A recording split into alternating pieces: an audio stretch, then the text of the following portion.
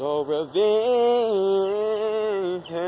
is best served cold, and you know that can be bold, but don't you know that I'll admit when I'm wrong? Oh. And girl, you know that this won't be for long. Revenge, revenge, just let me know. So baby, we can grow. My voice messed up. Why at the end? I apologize, I'm having some technical difficulties. Just kidding, I'm not a robot, guys. But, let's turn more back here again. I want to talk about something. I want to talk about revenge, because revenge is something that is quite interesting. It's a concept that I haven't really thought about too deeply, but I know the concept of revenge. I know what it is. And I'm going to tell you just why revenge is wrong, why you don't need it, And so this all ties into Sunday. Now, this past Sunday, well, not even this past Sunday. Well, yeah, this past Sunday of this week, I was in a Bible class in the early morning, and we talked about, vengeance. We talked about revenge, and essentially we were talking about how revenge is really something that you don't necessarily need.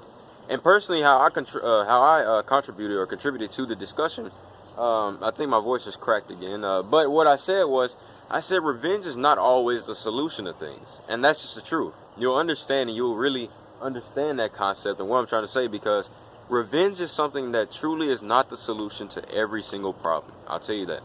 Just because somebody does this to you or does something wrong doesn't mean that you have to get back at them and go, well, okay, I'm going to do what you did, but 100 times or 10 times worse. No, it is not the answer. And another thing that we talked about, one person in the class talked about how essentially, the interesting thing about revenge is that sometimes we being humans, the humans that we are, I want you guys to see that, sometimes being the humans that we aren't satisfied until we actually get revenge. Not necessarily until we seek revenge, but until we execute it. And that's the thing. You can seek revenge. Like, you might seek revenge and be like, I'm going to get back at you. But at the same time, until you execute it, that is really going to be the aftermath, the effect. And that's the thing. Revenge is something that you do not have to have. It is not necessary. You do not need it. Revenge is something that you do not need to execute, do not need to perform. Because here's the thing, you have to understand that if you don't execute that revenge because of somebody else, you're going to be a lot better, all right? You're going to feel a lot better than that person, because that person took the time to do something evil or took the time to do something wrong to you, but you took the time to say, this is a very teachable moment, or this is a learnable moment, I guess you could say. And then you're going to be like, well, you know what? Forget that. I'm not going to hurt you. I'm not going to get back at you. I'm not going to get back at you and stab you in the back. It's not going to be like that. And that's the thing.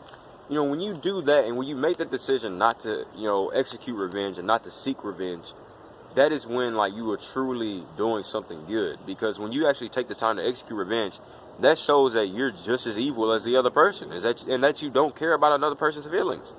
And I know that you have feelings, and, we all know what the golden rule is. Treat others how you want to be treated. So, why would you want to get revenge on a person when they already made you feel bad?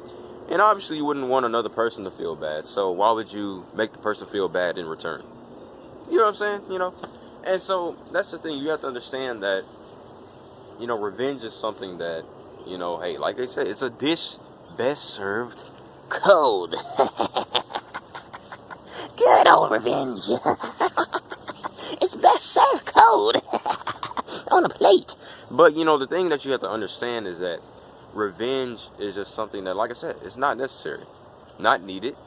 And there are substitutions for revenge. The substitution for revenge is just, like I said, forgiving. And you're probably going to watch my previous video and be like, I see the tie-in. And that's the thing, because when you forgive instead of executing revenge, that is the best action to commit, because when you decide, you know what, I'm going to forgive you instead of just taking time to get back at you and to execute my revenge, that is when you're going to feel a lot better about the situation.